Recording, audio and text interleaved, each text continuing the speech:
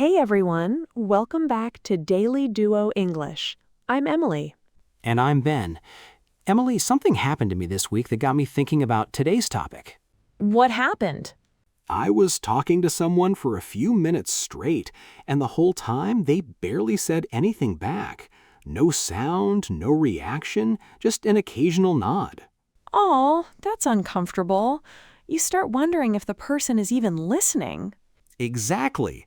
So today we're talking about how to listen out loud in English. When someone else is talking, you're not just staying quiet. You're using small words and short phrases to show them you're actually following what they're saying. Those are called backchannels. And by the end of this episode, you'll know 5 useful types of listening responses, plus 2 common mistakes to avoid. Let's get into it.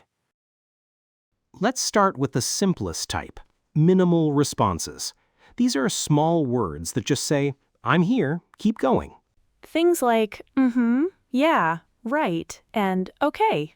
Let's hear what that sounds like. Emily, tell me a short story, and I'll just respond with minimal responses. Okay, so yesterday I went to the store to get some milk. And the line was really long, like 20 people. Right. So I almost left, but then a second register opened up. Okay. That's basically it. Not exciting, but I got lucky. See how that felt? I never said a full sentence, but you probably felt like I was following along the whole time. You hear these all the time in natural conversations. One thing to notice is pitch. A flat can sound bored. A slightly rising sounds more curious and interested. Let's try both. Emily, say a bored one first. Now a more interested one. Small difference, but it really changes how engaged you sound. And here's something useful to remember. Minimal responses work best when the other person is still telling the story. You don't need to turn every little pause into a full sentence. Exactly. Sometimes a simple yeah or right is enough to tell the speaker, I'm with you, keep going. Next is reaction responses. These show surprise or excitement, and they work well for bigger news. Phrases like, oh wow, no way, really, and seriously? The key is matching the size of your reaction to the size of the news. Let me show you what happens when you don't. Emily, tell me something really ordinary. I had cereal for breakfast this morning. No way. See, that sounds strange, right? It's way too big a reaction for something so normal. Right, a simple, oh nice, or oh okay would fit better there. Now let's try it with something actually surprising. So, my neighbor told me she's moving to Japan, permanently. She already quit her job. No way, that's such a big decision. I know, and she doesn't even speak Japanese yet. Wow, that takes courage. It really does. See the difference? The reaction actually matches the size of the news this time. If you react the same way to everything, big or small, it starts to feel less genuine.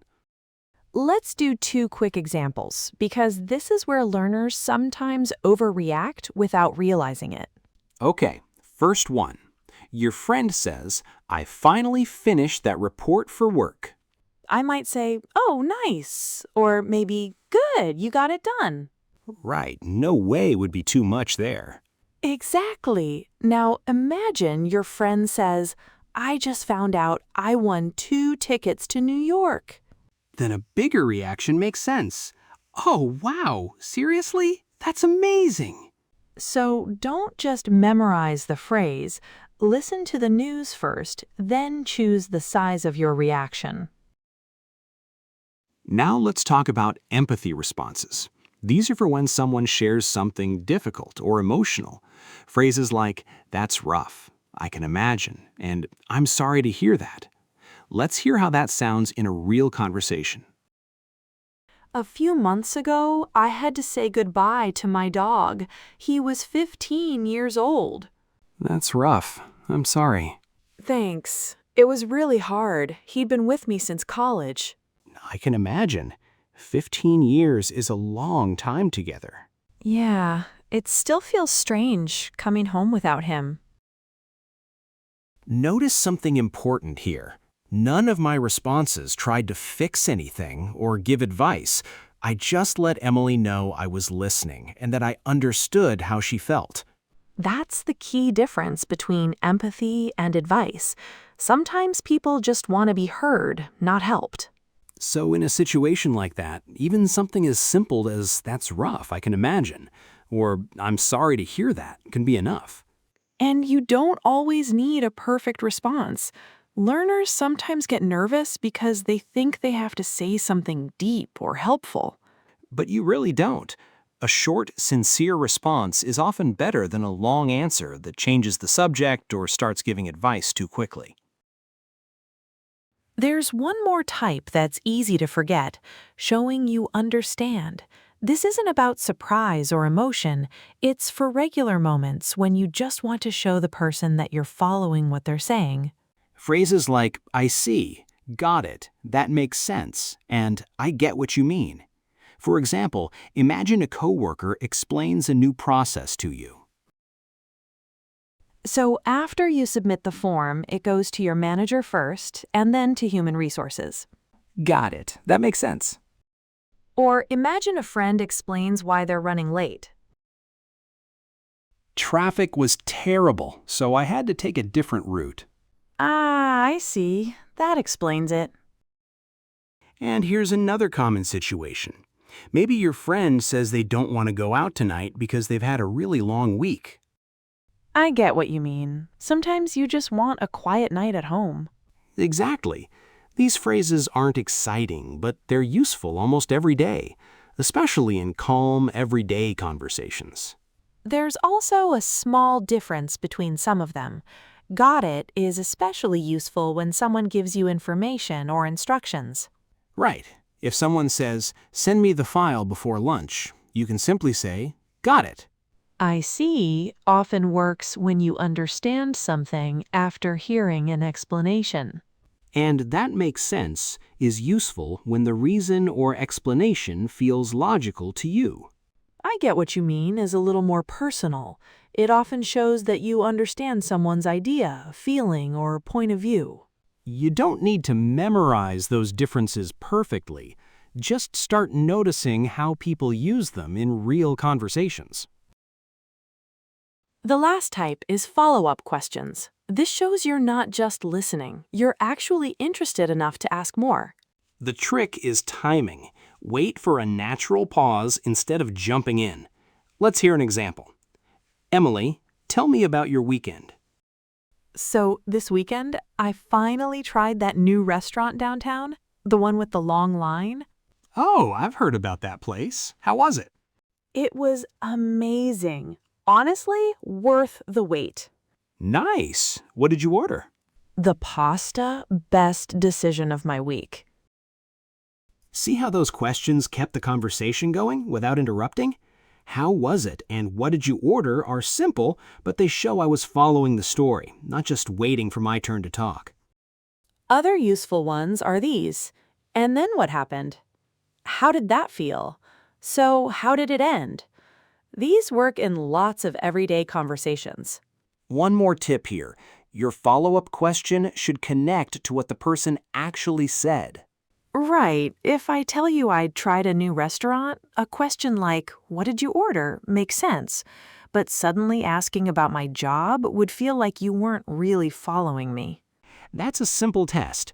If your question connects naturally to the last part of the story, you're probably doing it right. Before we put it all together, there are two common mistakes we need to talk about. The first one is staying completely silent. I'm going to demonstrate this. I'm not going to give Ben any response at all while he talks, not even a sound. So this morning, I told my boss I could finish the project by Friday, and honestly, I have no idea how I'm going to do that. Emily, are you still there? I'm still here, I just didn't say anything on purpose. That's exactly the problem. Total silence makes the other person feel like they're talking to a wall. Right. Now let's try the second mistake, saying the exact same thing over and over no matter what I'm actually reacting to. Go ahead. So then my neighbor came outside to help. Yes, I understand. But his car wouldn't start either. Yes, I understand. See, saying the same phrase every single time, even in the wrong moment, makes it obvious you're not really reacting to what the person is saying. Right. The goal is variety and genuine reaction. Mix the response types naturally based on what you're actually hearing. Before our full conversation, let's do a very quick practice. We'll give you a situation. Think about what you could say to show you're listening. Don't worry about finding the one perfect answer. There usually isn't just one. Here's the first one. Your friend says, "I just got a new job and I start next Monday." You could say, "Oh, wow, that's great." That's a reaction response. Next one, your coworker says, click this button first and then choose your name from the list. You could say, "Got it." You're simply showing that you understand. Here's another one. Your friend says, "I've been really stressed this week. I haven't been sleeping very well." You might say, "That's rough," or "I'm sorry to hear that." That's empathy. Last one. Your friend says, I went to a concert last night and it was incredible. You could ask, "Who did you see?" Or "What was the best part?" That's a natural follow-up question.